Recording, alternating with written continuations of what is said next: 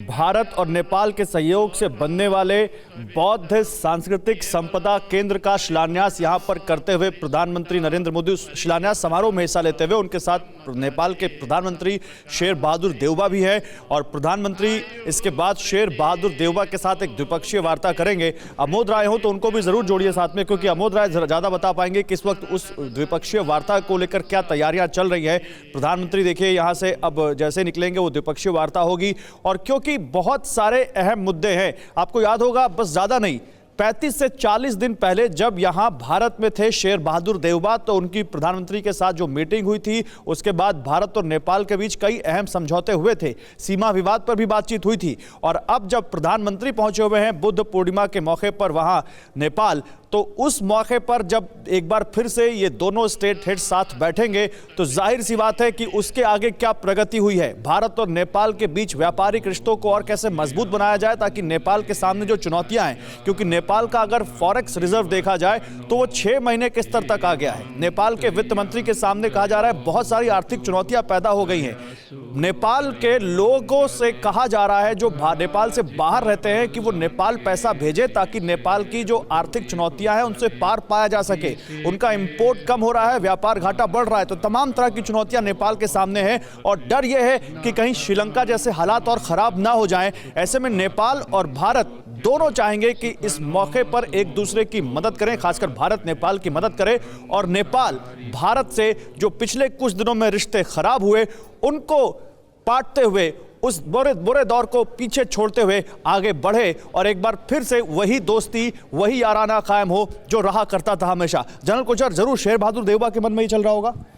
बिल्कुल उनके मन में भी ये चल रहा हो। स्पेशली आपने बहुत सही बात करी है कि ये जो आर्थिक सिचुएशन है नेपाल की ये बिगड़ती जा रही है और इसीलिए भारत एक ऐसा देश है जिसमें उसको कॉन्फिडेंस है, उसको एक ट्रस्ट है इस देश में। और चाइना का हमने ट्रैक रिकॉर्ड देखा है, पाकिस्तान के साथ क्या हो रहा है, श्रीलंका के साथ क्या हो रहा है, बांग्लादेश ने भी चाइना का साथ छोड़ दिया है। तो इस जियो पॉलिटिकल सिनेरियो को देखते हुए ये बहुत अहम है आज के नेपाल और भारत के जो रिलेशंस हैं उसमें इकोनॉमिक रिलेशंस सबसे इंपॉर्टेंट रहेंगे और इसीलिए 7 MOUs आज साइन हो रहे हैं। सर उन पर बात करेंगे, लेकिन ये तस्वीरें देखिए, प्रधानमंत्री वहां जो धर्मगुरु बैठे हुए हैं उनको वस्त्र प्रदान करते हुए और प्रणाम करते हुए अभी मंत्रोच्चारण कर रहे थे। ये धर्मगुरु, बौद्ध धर्मगुरु जो वहां पर बैठे हुए हैं उनके साथ प्रधानमंत्री नरेंद्र मोदी के साथ नेपाल के प्रधानमंत्री शेर बहादुर देउबा भी हैं।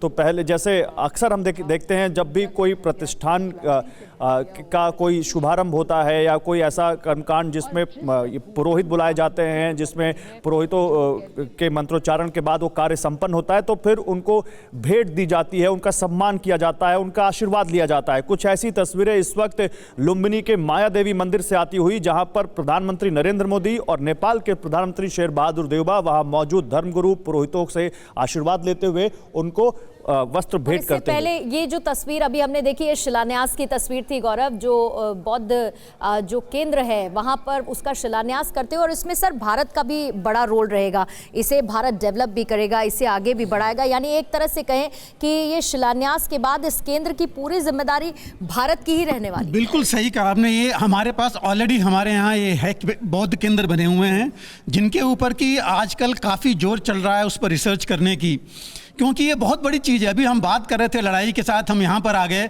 अगर आप इतिहास में जाएं तो अशोक जो किंग थे हमारे, वो कहाँ से बुद्ध के शरण में गए। इतनी बड़ी लड़ाई जो ये जीत रहे थे और जब उन्होंने देखा कि इतना ज़्यादा डिस्ट्रक्शन हुआ तो सब छोड़ करके बुद्ध की शरण में गए। आई थिंक ये बहुत बड़ा संदेश है दोनों के लिए, पुतिन और जेलेंस्की दोनों के लिए है। अगर वो देख रहे हैं या मैसेज उनको अगर कोई ये दे रहा है, ये बहुत बड़ी चीज़ है। इतनी बड़ी चीज़ जो कि दुनिया को भारत ही दे सकता है, जो बता सकता है। और इन चीज़ों पर अनुसंधान अगर हो कि ये क्यों हुआ, कैसे हुआ, तो दुनिया के लिए एक बहुत बड़ा मैसेज जाएगा। तो इसलिए इसका हमेशा जो है ये जो केंद्र बन रहा है, मुझे पूरी उम्मीद है कि हमारे कई जो है बौद्ध केंद्र हैं और कई यूनिवर्सिटीज़ में, आप बनारस में जाइए, आप गोरखपुर में जाइए, इन सब यूनिवर्सिटीज़ में इनके केंद्र बने हुए हैं। एक जितने भी नए सेंट्रल यूनिवर्सिटीज़ बन रही हैं उनमें भी ये केंद्र बन रहे हैं।